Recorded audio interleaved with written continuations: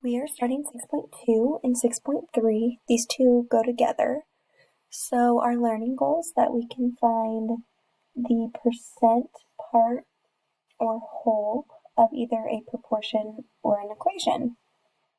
So starting with 6.2, 6.2 is going to be on the left and 6.3 is on the right. So starting with 6.2, we need to learn how to set up a percent proportion. And so to do this, we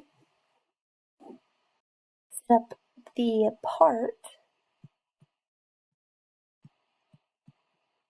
over the whole. This is the whole amount. And we set that equal to the percent over 100. Because percent means, if we break down the word, it's per and then cent.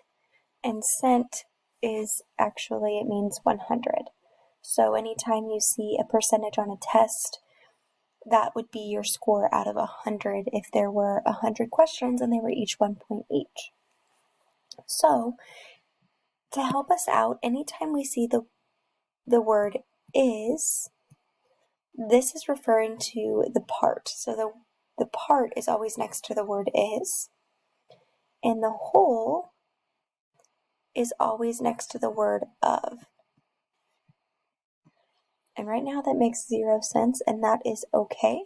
Let's do an example. So it says that 45 is what percent of 60? So 45 is the part because it's next to the word is. And then of 60 is our whole because it's next to the word of. So we are looking for the percent. So this is our variable. Since we don't know what the percent is, we are just going to put a letter there. So let's write it as a proportion, which is what we did in chapter 5. So we have 45 over 60 equals our percent over 100. And now we cross multiply. So 60 times p is 60p equals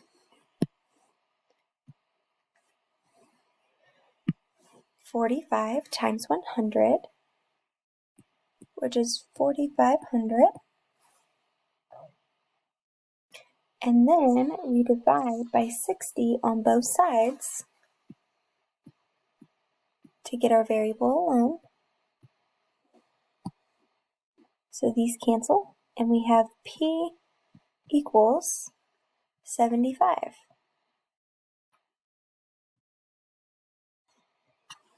So our percent is 75%. So what this is saying is if we got 45 questions right out of 60 questions, we would get a 75% on our test.